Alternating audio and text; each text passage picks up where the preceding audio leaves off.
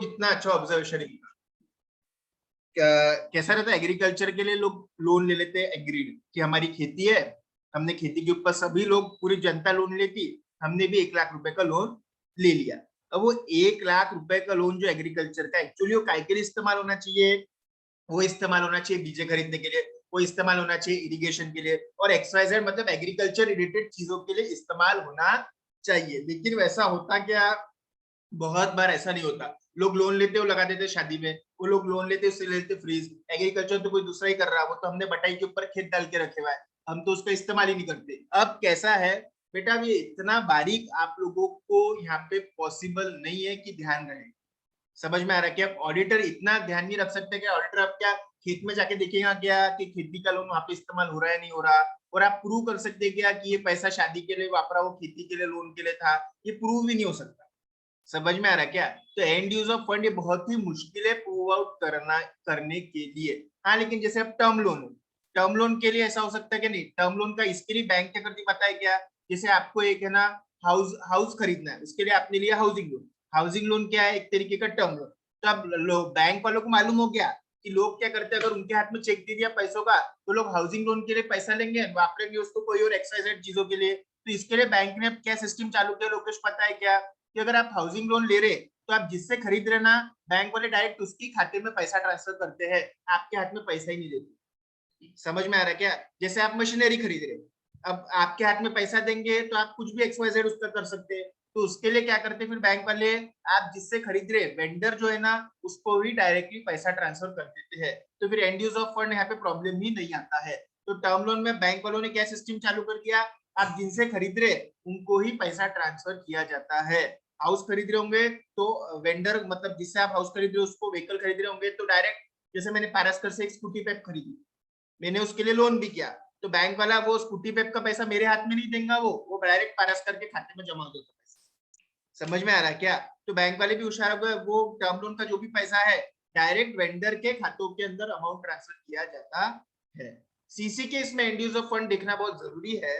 कैसा इसके अंदर ऑडिटर ने ऑब्जर्व करना चाहिए कि देखो सीसी मतलब क्या, वर्किंग कैपिटल के लिए पैसा लिया हुआ, ठीक है, वर्किंग कैपिटल के लिए अगर पैसा लिए हुआ है तो उसका क्या होना चाहिए, उससे परचेस होना चाहिए, स्टॉक खरीदी होना चाहिए, वेजेस देना चाहिए, सैलरी देना चाहिए। तो ऑडिटर ने क्या करना चाहिए, अब देखो छोटे छोटे तो खाते मैनेज करना देखना बहुत मुश्किल है ऑडिटर के लिए, जो भी बड़े बड़े एक्सपोजर होंगे, जो भी बड़े बड़े सीसी लिमिट्स होंगे बैंक के पास में, बैंक ने क्या करना चाहिए, बोरोवर के फाइनेंशियल स्टेटमेंट मंगाना चाहिए, बोरोवर के बैंक स्टेटमेंट मंगाना चाहिए, और उससे देखना चाहिए कि बैंक से इसने पैसा लेके किसको दिया हुआ है, और फिर सेल का पैसा बराबर अकाउंट में आ रहा है नहीं आ रहा। तो आपने इसके लिए क्या करना चाहिए, बोरोवर के फाइनेंशियल स्टेटमेंट, बोरोवर के बैंक के स्टेटमेंट, लोन के स्टेटमेंट देखना चाहिए। जब भी आप लोग देख सकते हैं कि एंड यूज ऑफ फंड सही हो रहा है या नहीं हो रहा। उससे कोई मशीनरी खरीदना चाहिए क्या, सीसी के पैसों से नहीं, वो सिर्फ आपके वर्किंग कैपिटल रिक्वायरमेंट को मीट करने के लिए है। समझ में आ रहा? तो यहाँ पे बोरोवर का statement, bank statement, financial statement देखना चाहिए ऑडिटर ने। अब ऑडिटर 100 सीसी के खाते, 100 सीसी के खाते थोड़ी देख सकता, जो भी बड़े बड़े एक्सपोजर होंगे 1 करोड़ के ऊपर, 5 करोड़ के ऊपर, 10 करोड़ के ऊपर, 25 करोड़ के ऊपर, उनके वो बोरोवर्स को आप लोगों ने सही ढंग से देखना चाहिए। समझ में आ रहा क्या? और एक और खास बात बताता मैं आपको कि जैसे सीसी लिमिट है, अब वो पैसा काय के लिए इस्तेमाल होता है, परचेस करने के लिए, रॉ मटेरियल खरीदने के लिए, ट्रेडिंग के गुड्स खरीदने के लिए एंड सो ऑन।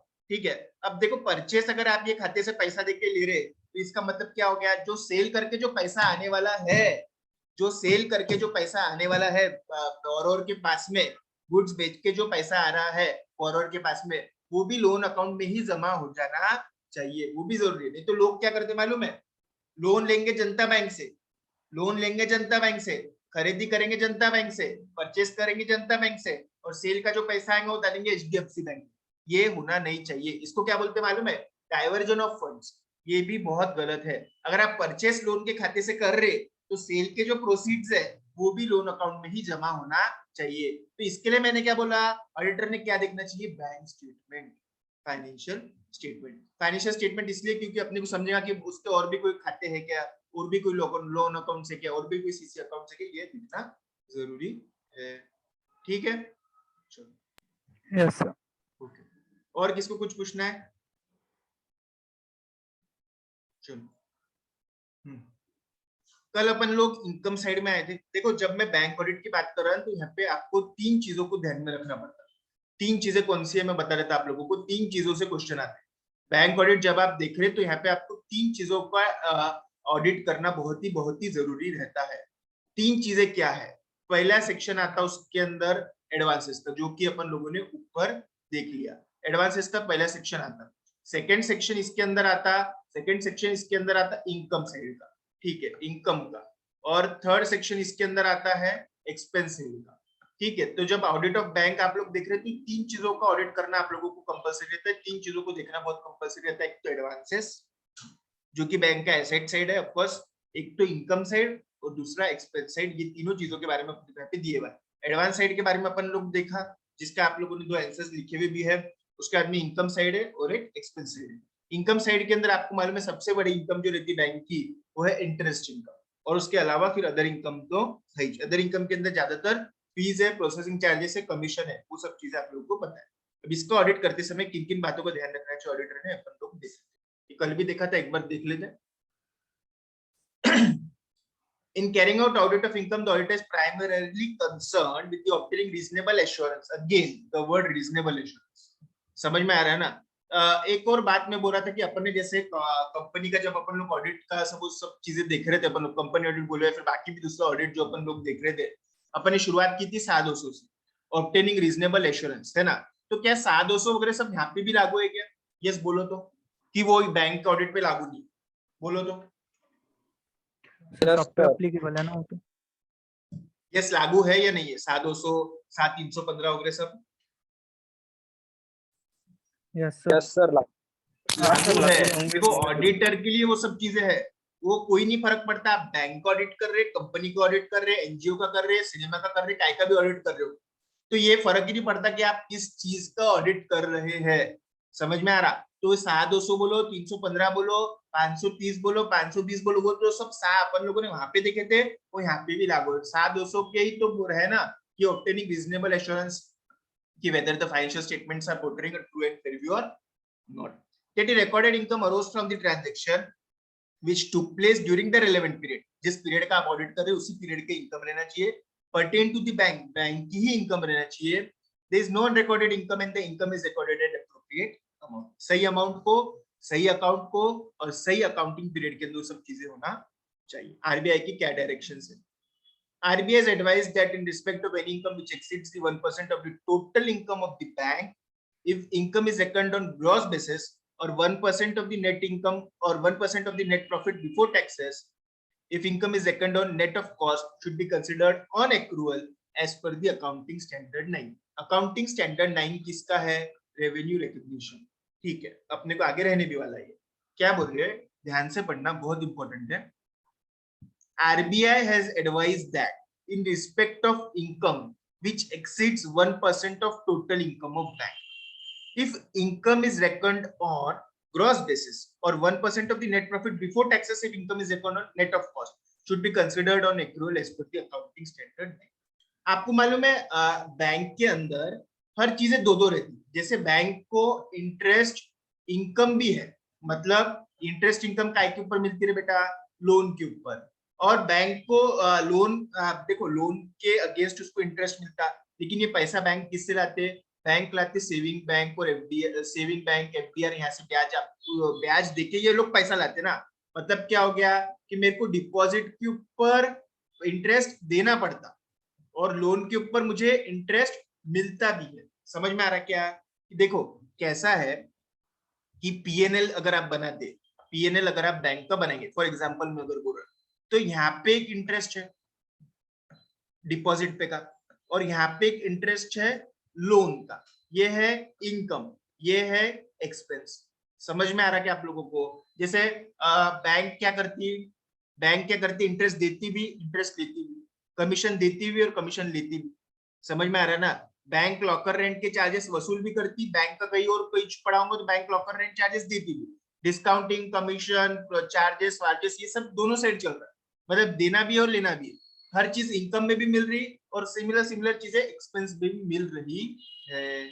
समझ में आ रहा है क्या आप लोगों को? कि इंटरेस्ट दोनों साइड में है ना। यहाँ पे लोन पे इंटरेस्ट मिलता, डिपॉजिट पे इंटरेस्ट देना पड़ता। डिपॉजिट का इंटरेस्ट जो देना पड़ता वो एक्सपेंस में दिखेगा, लोन का इंटरेस्ट जो मिलता वो इनकम साइड में दिखने वाला है।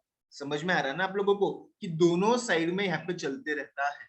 अगर आप ऐसा अलग अलग अकाउंटिंग कर रहे तो इसको मैं क्या बोलता, ग्रॉस बेसिस वाला अकाउंटिंग। ये भी अलग, ये भी अलग। अगर आप नेट ऑफ करके ले रहे तो उसको मैं क्या बोलता, नेट बेसिस का अकाउंटिंग। इतना समझा क्या? सभी लोगों से मैं पूछा, इसके तो एक बार और बताओ क्या क्या बोल रहा मैं। किसको कुछ डाउट है इसमें? किसको कुछ डाउट है क्या? देखो इंटरेस्ट, सर एक बार फिर से बताना। हाँ देखो कैसा रहता, एक ग्रॉस बेसिस का अकाउंटिंग रहता है। ग्रॉस बेसिस का अकाउंट मतलब बैंक के लिए बोल रहा हूं मैं, पर्टिकुलरली सिर्फ एग्जांपल दे रहा आप लोगों को कि यहाँ पे दोनों साइड में इंटरेस्ट दिख रहा, इंटरेस्ट मिलता भी है, इंटरेस्ट देना भी पड़ता। आप ये तो एग्री कर रहे ना, बैंक को इंटरेस्ट मिलता भी और बैंक को इंटरेस्ट देना भी पड़ता, बैंक को कमीशन मिलता हाँ भी और सर। बैंक को कमीशन देना भी पड़ता। हर चीज डबल डबल हो रही, देना भी पड़ता, लेना भी पड़ता, देना भी पड़ता, लेना भी पड़ता। इंटरेस्ट इनकम मिल रहा भी, इंटरेस्ट इनकम देना भी। बैंक को डीडी चार्जेस मिल रहे भी, बैंक के डीडी खुद निकाल रहे, डीडी चार्जेस देना भी पड़ रहा है। बैंक को लॉकर रेंट मिल रहा भी, बैंक को खुद का दूसरी जगह अगर लॉकर होगा तो लॉकर रेंट देना भी है। समझ में आ रहा ना कि यहाँ पे डबल डबल हो रहा, हर चीज यहाँ पे एक्सपेंस भी में दिख रही, इनकम में भी दिख रही। अगर आप हर चीज ऐसे अलग अलग अलग अलग अलग अलग अलग लिख रहे तो उसको अपन ग्रॉस बेसिस का अकाउंटिंग बोलते हैं।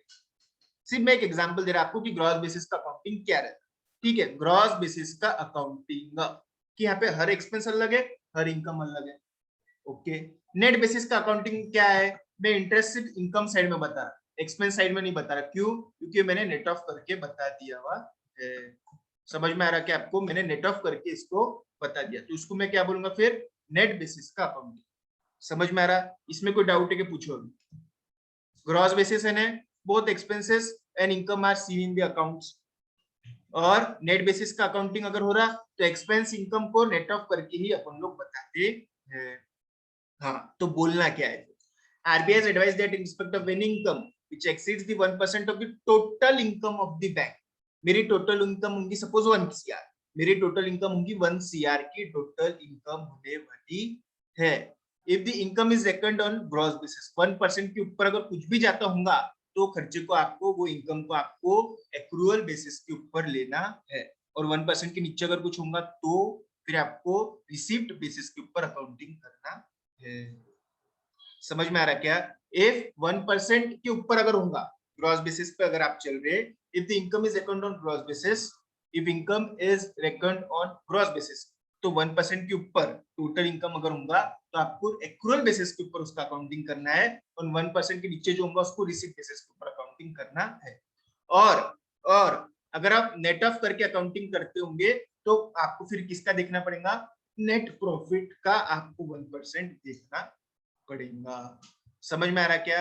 अगर आप ग्रॉस बेसिस का अकाउंटिंग कर रहे तो आपको किसका करना पड़ेगा, 1% ऑफ इनकम।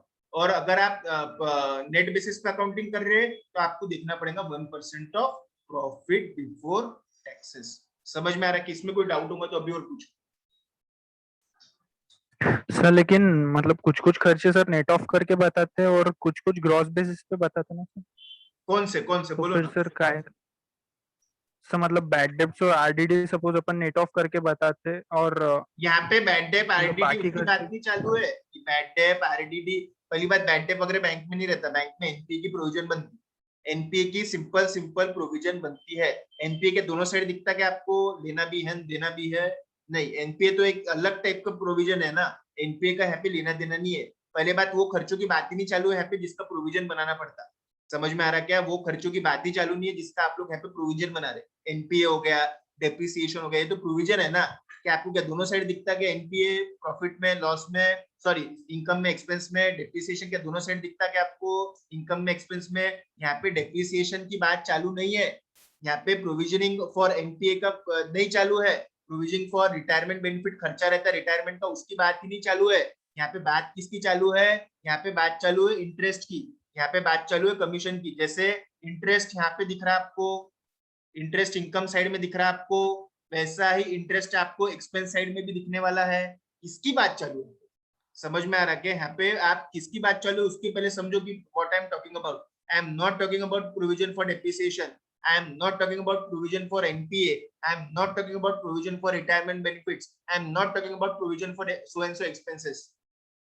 समझ में आ रहा क्या? यहाँ पे ग्रॉस बेसिस और नेट बेसिस की बात चालू है, और मैंने जो दिया वो एग्जांपल कि जैसे हमने 1 लाख रुपए का कुछ कमाए, इंटरेस्ट कमाए, हमने 1 लाख रुपए का इंटरेस्ट कमाया, लेकिन ये 1 लाख रुपए का इंटरेस्ट कमाने के लिए हमको 70,000 रुपए का खर्चा आया, या फिर 70,000 रुपए का हमको कुछ पैसे देना पड़े, तो हमने नेट में कितना कमाया?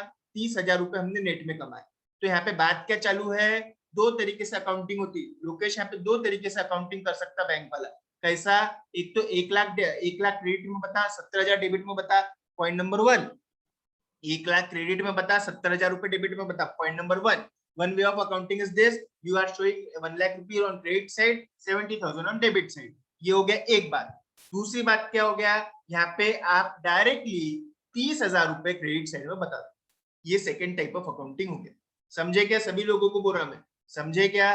दो तरीके सिंपल सिंपल है अकाउंटिंग। एक तो 1,70,000 one way of accounting. Second way of accounting is showing only 30,000 on the income side, that is net of expenses, net of cost. Are you getting, Lokesh? Yes sir. समझ में आ रहा? जैसे मैं यहाँ पे ना दो अकाउंट बता देता,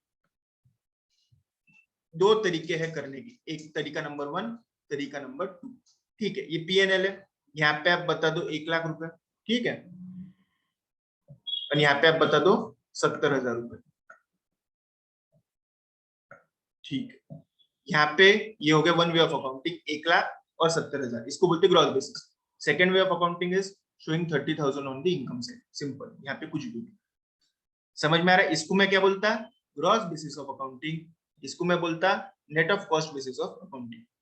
कुछ ही खर्चों के लिए होता है, ये सबके लिए नहीं होता। अब क्या एनपीए के लिए थोड़ी करेंगे यार, अपन डेप्रिसिएशन के लिए थोड़ी करेंगे, स्टेशनरी के खर्चे के लिए थोड़ी करेंगे, ये कुछ ही खर्चों के लिए होता है, ये कुछ ही खर्चों के लिए होता है, ये सबके लिए नहीं होता। जहां पॉसिबल है वहां देखो।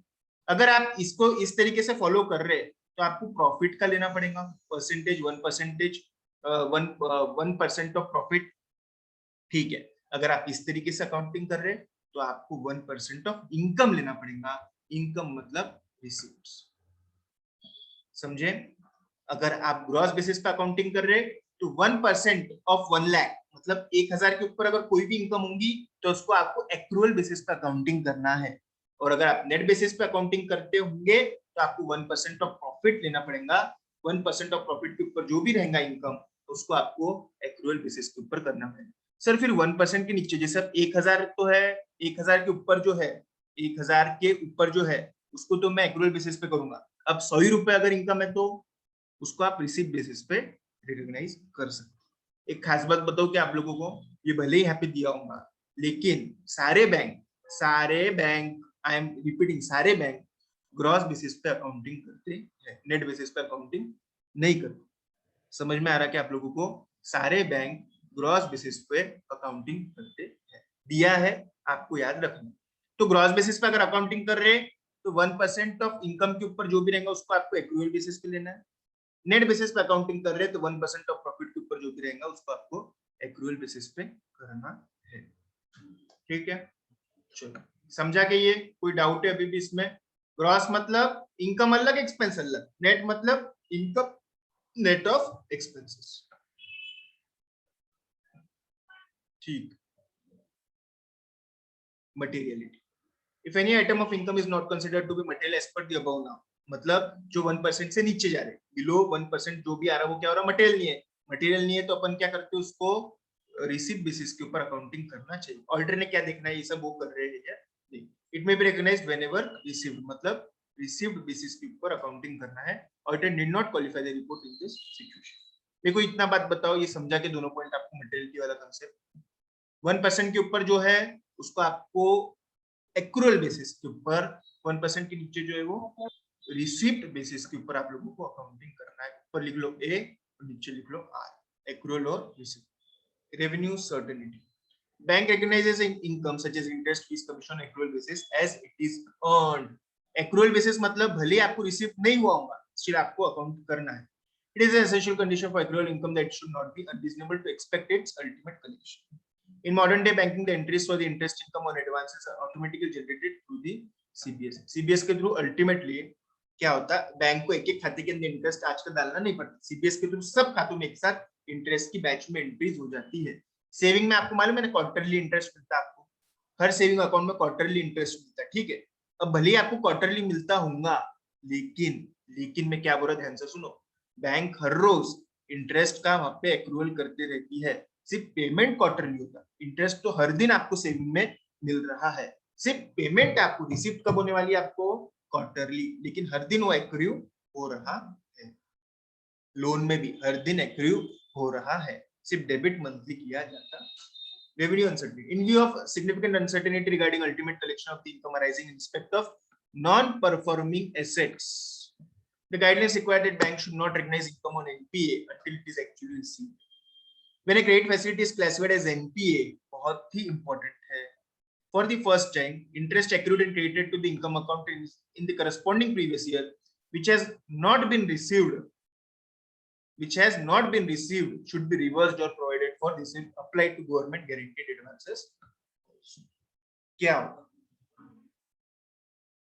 एक एग्जांपल लेंगे अपन लोग कि जैसे 1/4 को लोन दिया, ठीक है, लोन कितना था, 1 लाख रुपए का लोन था, ये ड्यू कब हुआ, 1/5 को ड्यू हुआ, जैसे मैं बात कर रहा 19 की, 1/4/19 को था, 1/5/19 को ये ड्यू हुआ, ठीक है।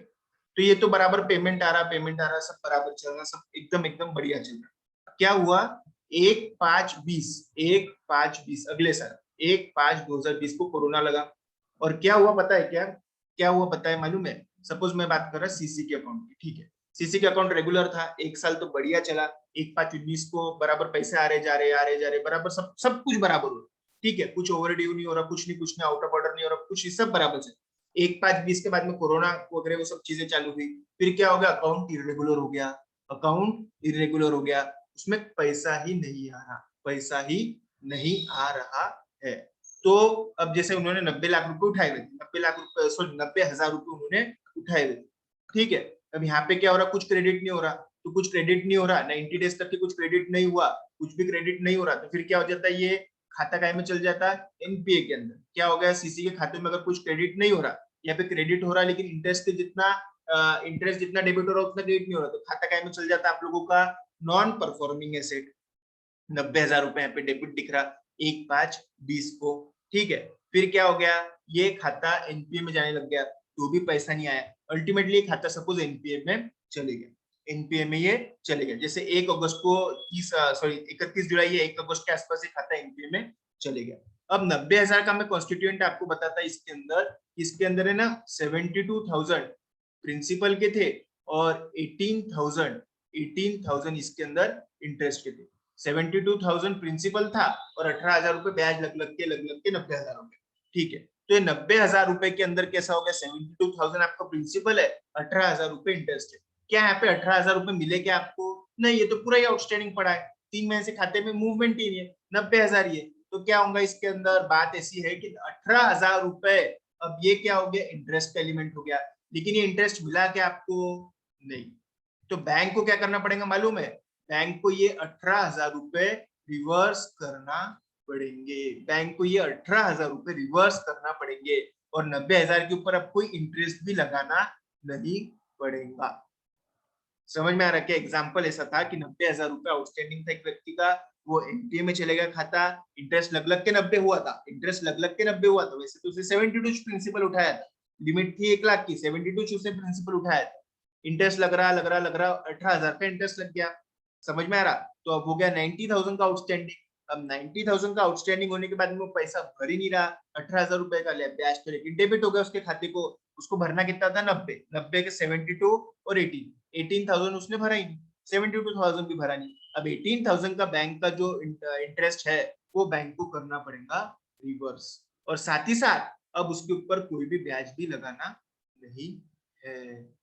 मतलब क्या हो गया, account once it goes into NPA, उसको आपको इंटरेस्ट लगाना नहीं है, कोई भी इंटरेस्ट लगाना नहीं है एनपीए अकाउंट्स को। अरे वो प्रिंसिपल ही तो नहीं दे रहा, वो 72,000 ही तो नहीं दे रहा, वो 90 कहाँ से देने वाला है, तो इसका मतलब क्या है कि वो अगर पैसा नहीं दे रहा तो आपने उसका इंटरेस्ट इनकम अगर वो रिसीव नहीं हुआ होगा तो आपने उसको रिवर्स करना पड़ेगा, 18,000 को आपको रिवर्स करना पड़ेगा। देखो, when a credit facility is classified as NPA, for the first time interest accrued and credited to the income account during the corresponding previous year which has not been realized. 18,000 रुपए मिले क्या आपको? नहीं मिले. अब जो नहीं मिले उसको क्या करना? should be reversed or provided for. एक तो 18,000 रुपए रिवर्स करो या फिर उतने का P&L को प्रोविजन दो. This will apply to government guaranteed account also. Government guaranteed advances होंगे तो भी इंटरेस्ट रिवर्स करना पड़ेगा. दो बातें सीखी आज मैंने. एनपीए खातों को इंटरेस्ट इनकम चार्ज नहीं करना. दूसरी बात, एनपीए खाते सपोज अभी एनपीए हो गया, पुराना वाला कुछ इंटरेस्ट उसका अनरियलाइज पड़े हुआ है, अनपेड पड़े हुआ है, वो भी रिवर्स करना पड़ेगा.